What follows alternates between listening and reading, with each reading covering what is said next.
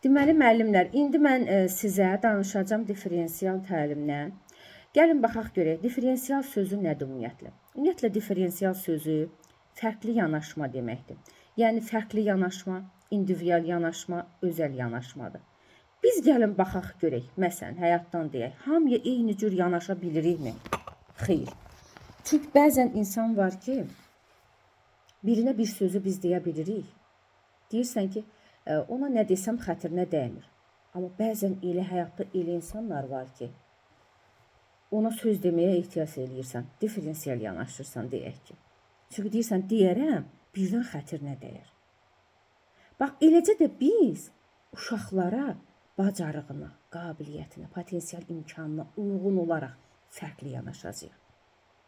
Bax, gəlin baxaq elə, indi siz inşallah sizlərə də qismət olsun. Sertifikasiyanı keçirdilər və bizim hamımıza diferensial yanaşdılar.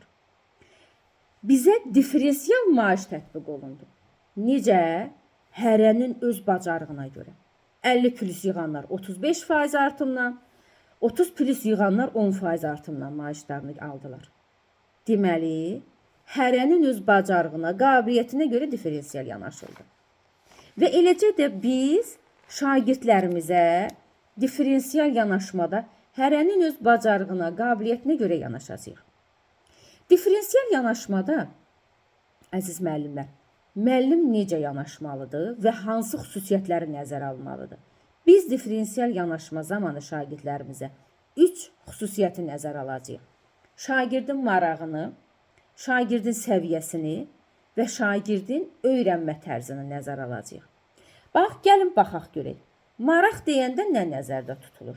Yəni, şagirdin marağı deyəndə, şagirdlərin nəyə marağı var? Yəni, nəyi öyrənmək istəyirlər? Maraq dairəsi, maraq çərçivəsi nədir? Bu şagirdin marağıdır.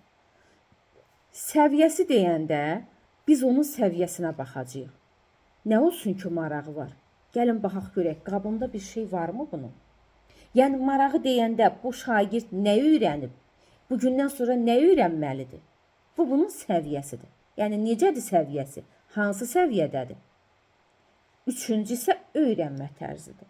Yəni, öyrənmə tərzi dedikdə biz şagirdlər bu öyrənilən informasiyanı, məzmunu hansı yolla öyrənməyi daha çox sevirlər?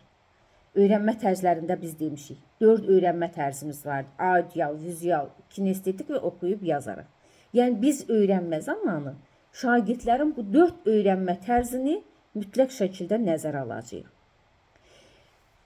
Yəni, elə bir öyrənmə tərzi seçməliyik ki, bəzən baxırsan, şagird qrupla öyrənməyi sevir, bəzən baxırsan, deyək ki, audial öyrənməyi sevir, bəzən vizual öyrənməyi sevir. Məsələn, ona vizual öyrənən şagirdlərə nə edəcəyik?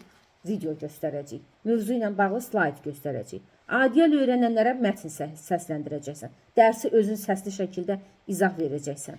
Və s. Yəni, bax, bu cür öyrənmə tərzlərini biz nəzərə alacağıq.